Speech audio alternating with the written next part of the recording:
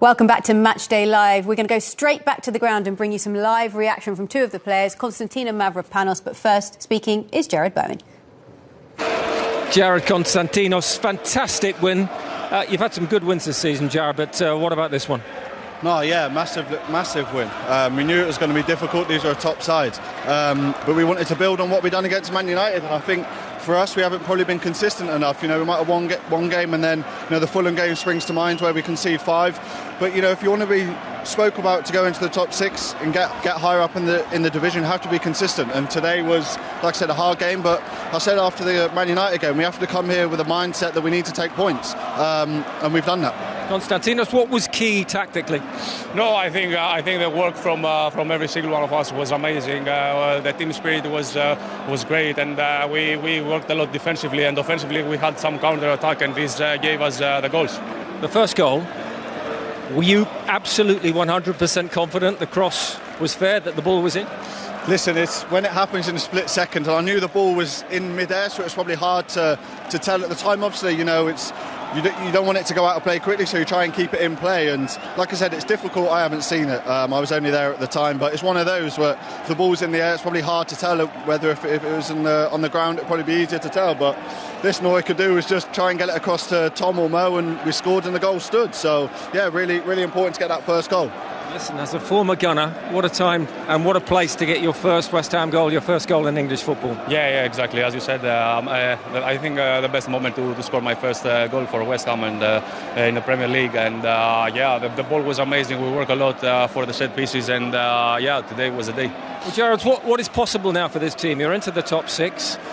Looking up, it's been a wonderful year for the club, but what's possible now for this group? I think just those consistency levels, and we've won tonight, we play Brighton in a few days, we have to go there and win that game as well and take one game at a time. I think that's the best thing to do for us. It sounds boring, I know, but I think that's all we've got to do, and concentrate on ourselves, don't worry about nothing else, and keep getting results. Listen, you're part of a history-making team as well, because David Moyes had never won a match at Arsenal, at Highbury or at the Emirates. His 23rd attempt, he's a winning manager against Arsenal. Yeah, then it's important win for everyone, also for our boss. So we are really happy and delighted to get it. Well done, guys. Thank you very much. Thank you. Wow, it was a milestone victory, of course, for the manager, David Moyes, as he's never won at the Emirates before, but also a huge win for West Ham. And Jared Bowen was asked just then, and he said it after the Manchester United victory as well, that he believes that they can finish in the top 6. They are there now. Do you think they can stay there, given the form that we've seen from them? Yeah, I think it's going to be tough, obviously, with Tottenham and Brighton and Aston Villa and all those teams, but they're right there. They've got a really, really, really good side. Attacking-wise, they're great. Goalkeeper solid. The midfield balance is really good. I think back in the day, you always saw West Ham, you thought they had weaknesses. They had a few flaws. I don't think they have that as much anymore. I think they've got really good attacking players now. Maybe they can add a centre forward into there, but I think with Ward-Prowse and Alvarez and Kudus and Paquetá, they have so many good players, good ball players, so that they can go to Arsenal and not only just hang in there, but they actually can hit on the break. So they've been exceptional, and I think they're only going to get better. They're very organised.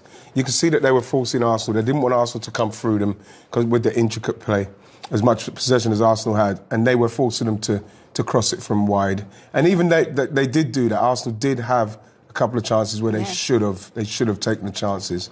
This is why it's a bit disappointing, simply because you can't lose home games. If you're going for what Arsenal are going for, you cannot lose those games. You have to at least draw those games. You can't lose that game. Yeah, and right, we'll look back at those chances very shortly, but let's have a look at both of the goals. We'll start with Thomas Souček's goal. This was his 5th of the season, but there was a lot of controversy about whether the ball was in or out here, Owen. Oh, Arsenal fans are going to be going crazy because, from the angle that I saw it, you can't see it from there. Straight finish from Souček in the end. I think that looks out. Because when you see it there, I think, to me, that looks out. Mm-hmm. You see on the freeze, the ball's almost behind the line. See, when we rock it forward, that kind of goes almost on the line. Yeah.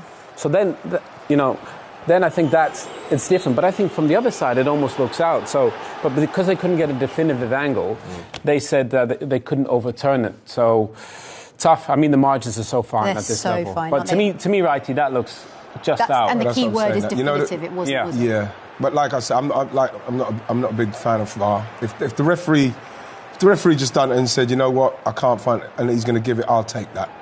You know what I mean? But like, I just don't want to get into that. I'm not doing the big VAR, and I hate VAR and this and that. It's out. It should they find a definitive camera angle.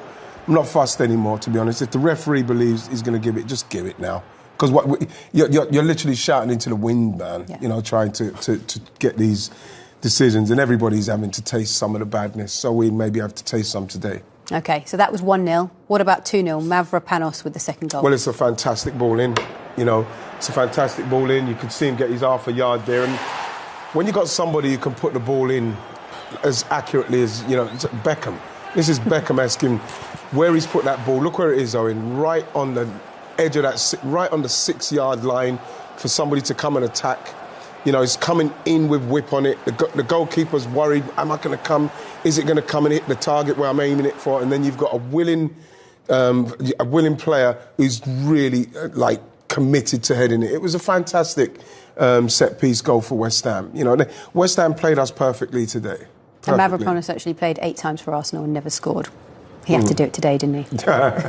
Well, respect. You know, he didn't over-celebrate, but yeah. Brighton makes a great point. When you have Ward-Prowse and he can put a ball into that position, and the boys are just going to attack it, it makes it so difficult. He's the best now.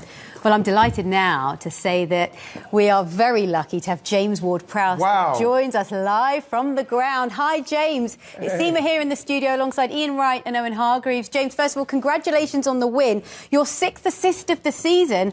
What's been the difference this campaign? Because you guys are flying now with your 3rd win in a row, and the Emirates is a tough place to go and get a victory. Yeah, no, it's been a fantastic start. I think obviously joining the club, you could feel the success and the momentum that we were building on from the European success last year. So there's been a real good feel-good factor around the place. And of course, we're in a really good run of form at the minute. But I think the key is everybody's putting a shift in, everybody's working hard, from the strikers who aren't maybe renowned for doing the defensive work. They're all doing that. And when you've got 11 players plus the subs coming on that do that, I think you've got a good base to go on and perform well. James, Ian Wright, congratulations on the win, James, I've got to say. Thank you. Was there any game plan in trying to negate, obviously, Saka and Martinelli, but letting them try to cross the ball into Mavropanos, into Bonner, and you lot keeping it very, very tight? Yeah, I think, you know, when you come here, you're going to be up against it, and you have to pick and choose your moments when you can press. You've got to choose the right moments to counter-attack, and of course we know the attacking threats that they've got, and sometimes it's difficult to stop those crosses because they can either play intricate passes around the box or they can cut inside and cross, and those balls are very hard to defend. But you know, the lads out wide did a great shift in trying to stop those crosses, and then you've got obviously 2 rocks in the middle tonight who were fantastic for us in clearing those balls and giving us a really good defensive platform to go on and win the game. Hi, James. It's Owen. First of all, I want to say congrats on your form. Obviously, sometimes when you have to leave a team, I know it would have been difficult leaving Southampton, and Declan Rice obviously leaving West Ham. But sometimes change is a good thing, and it looks like you found almost the perfect fit in this team. And your set pieces have been such a massive plus for this team.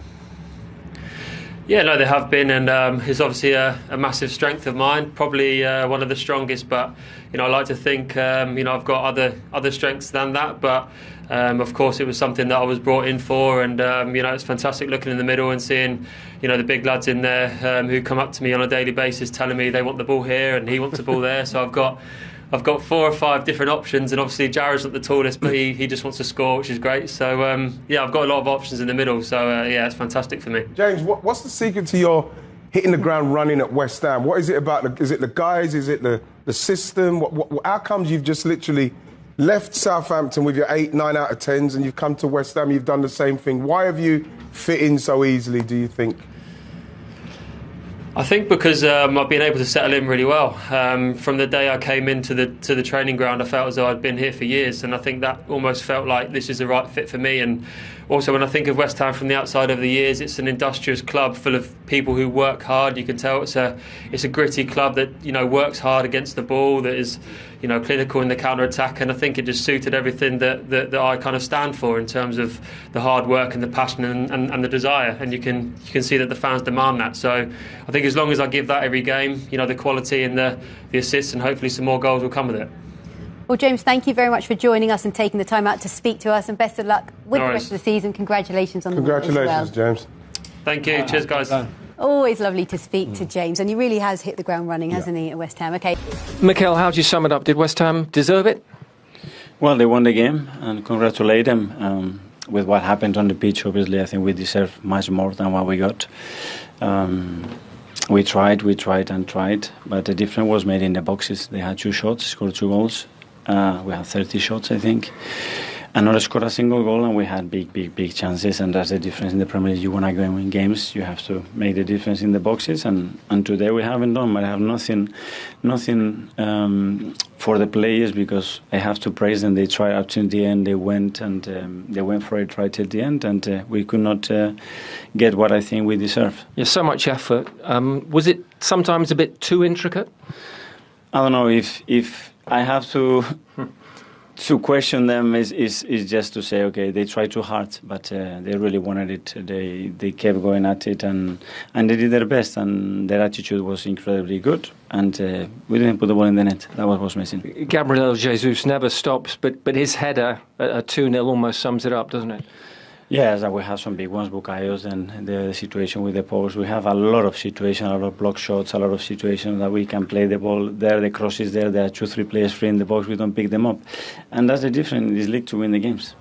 The first goal, very similar to the goal you conceded at Newcastle. Was it over? Was the ball in or out? I don't know, I haven't seen it, but everybody's saying, okay, is the technology good enough to understand what it is? And that's probably the question, but I haven't seen it. Yes, they stick with the on-field decision because there's no categoric ruling. There is this chip in the ball that potentially offers the overhead view of that, and that's something you'd advocate. Well, we all want the best technology possible, so the decisions are clear. And today, if it's inconclusive with the technology that we have nowadays, probably is something that we can improve. It's 10 goals between your front three, Saka, Martinelli and Jesus. Does tonight, for all the effort, underline the need for some reinforcements maybe in January there? What we need is to finish better the actions, and they've done it. They did it last year, and we are where we are. We're at the top of the league with those numbers as well. So that means that the team does a lot of good things. Yes, we're at the halfway stage. Second, how do you evaluate the first half? That we want to be better, that we want to be at the top, and today we are very, very disappointed because the way the boys tried and the effort that they put in, the amount of situations, dominance you have in the game. This only happens in football. Any other sport, today we come here and we have 3 points for sure. Declan Rice not at his best tonight, not his night, but do you feel better prepared overall with him and with this squad to go the distance? I feel we are in a really good position today. A very disappointing night, obviously, losing at home the way we've done it. We have to pick ourselves up. We have a big game against Fulham. Thank you, Mikel. Thank you. Clearly very disappointed was Mikel Arteta, understandably, and the stats really do tell you the story of this match. You look at the expected goals for Arsenal there, if you look lower down on that table, 2.68, they ended with 0. But what really stands out is the touches in the opposition box. So Arsenal registered 77 to West Ham's 13, and actually the 77 touches in West Ham's box without scoring is the most on record in a Premier League game, righty. They missed out on some big chances tonight. Yeah, they did. And like Owen rightly said at the start, a striker is probably on Arsenal's is the main shopping list. And I think when you watch a game like that, to have that many touches in the opposition box and still not score says to me that there's a problem in that area. And I think you look at Jesus, I think he's got 3 Premier League goals this season. I think I mentioned that 10 goals between the front four, and last season we had those guys in plus 10 goals each. It was brilliant. This is a great chance. I think he's mistimed it. It's a fantastic chance from where it is. And then this one is, again, when you look at the dominance of the game, these chances are good enough chances to get you take these chances. This one here, you take that chance, West Ham probably start to crumble simply because by now they're just waiting to hopefully not concede that goal so they get the onslaught. The onslaught was coming, and we saw it with the amount of touches we had in the box, but the clinical finishing was not there. And I said it at the start, we're not quite firing up front, and I think that showed today. And those numbers also tell the story. Nketiah with 5, Saka with 5. They need to have their strikers scoring more, surely. Every guy on that list is a beautiful football player. The difference between, the goal scorers sometimes aren't really great football players. You couldn't say Haaland's technically a brilliant football player, but he's a brilliant finisher. And I think Arsenal, they got all these brilliant football players. All they need is somebody to just put the ball in the back of the net, be in between the lines. That last chance from Jesus, and I love him. He has to score. He just has to score. I just think he just has to head it back the other way, and I think it's a pretty easy finish for a guy like Haaland or Lewandowski. And I just think when Arteta, he can look at a game and think 74% possession, 30 shots. They did more than enough to get something from the game. But you're looking at that, I think you need a different option now. Just a bigger guy that when the team sits in, you can cross it and he can go and head it. Their biggest chances came from headers. You can't have everybody that's 5'9", 5'10". You know, sometimes you need a focal point. And they miss Havertz today. I know he was out. But he would have been in there, right? In the box, wouldn't he? Getting on the end of some of those headers. He would have. And the thing is, what people don't understand is, especially at home at this stage for Arsenal to try to go for it, is that you have to get something. And when you miss the chances, you miss the thing. What happens when you do take those chances? You're then able to relax.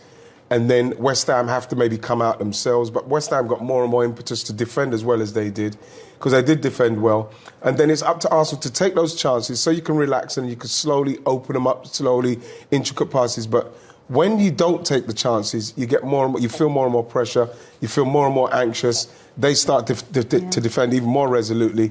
And then, you know, the game runs away and they nearly got a penalty at the end as well. They got the penalty at the end and missed it, unfortunately for them. But that is why it's so important to have this half-chance striker, half-chance taker of striker. That's what Arsenal need. So do you think that they will do some shopping in January? Do you think they have to? I don't know if you can get that. The calibre of player that Arsenal need right now is somebody that's hits the ground running, top-end striker. You know, like of the Osmans of this world, that level of striker. Because if Arsenal want to do it now, they're going to need that level of goal scoring. And someone that will slot in straight away and do it. Yeah, that's what they probably need now, because I don't think any Arsenal fan will look at today's game and not see that we need a killer. We need a killer in front of goal. We talked a lot pre-match about Declan Rice, and it wasn't a night that he'll want to remember. Well, no, it's the worst possible probably night for him. I actually thought he played all right. Yeah, he did. You know, he pushed. He's so unlucky here. He slips. And because he slips, he's just a little bit late. And he's just trying to get there. And that's Declan. He's always trying his best. Fouls Emerson. And in the end, he's actually really fortunate that, you know, that Ben Rama misses the penalty, which would have made it 3-0, which would have made it even worse. But I actually thought Declan played really well. He's barely put a foot wrong in an Arsenal shirt. And if anything, they need more people like Declan with that mentality that keep pushing. I feel like they got a lot of brilliant football players, but they probably just need another one or two with that. You know, I think centre forward, left back. I think they can do it with a couple in that Declan mould. Yeah. I think what Declan's performance is, like, people will probably pick out a couple of mistakes in that game, but in the main, you know what I mean. Again, he's put in another performance where, you know, even in that game, he's made some really good interceptions and some tackles. He gave away the penalty, maybe gave away a couple of balls, but his levels and what he's done up to this point is the reason why Arsenal are where they are. Okay. You know, so, you know, he's somebody that, you know, it was just one of those days for him with his old team coming there and beating him. OK, now let's focus on his former team and his former manager. Here he is, David Moyes. Tactically, what was key tonight? How we nullify Arsenal. We've got to play 50, 60 games this season, and we won't play them all the same. Tonight we played away to try and get a result. We got it. I've done it quite a lot in my career. I've had to find ways of getting results at different times, and we got one tonight. And look, we broke really well. We counter-attacked. We got a couple of chances. Look, we should have gotten it. We should have won with a penalty kick at the end by 3. So, and I can't really remember. Arsenal had good chances, but not anything which was absolutely clear-cut. I thought it was a master performance by the defenders tonight, and how well they defended the box and made sure they blocked things, and the keeper saved what they had to do. So, really good job. And you're finishing in 2023 on a high. You are 6th in the table, winning a trophy. It's been an amazing year for West Ham. What's key for 2024? What do you want to achieve with this team? I just would like to reiterate what you said. I think 2023 for West Ham Football Club has been sensational. It really has been. The things that have happened this year really has, and to finish off in this manner today, I hope we can build on it. I think there's loads of room for growth. I think there's loads of room for us to keep improving, both on the field and off the field as a football club, and hopefully we can make that happen, because at the moment, we're in a really good, strong position with Europe and with the Premier League as well. So let's hope we can keep it going. The fans will certainly hope so. What a brilliant night for West Ham. They were 18th at this stage last season. They are now 6th in the table on 33 points. Right, it's time for a break.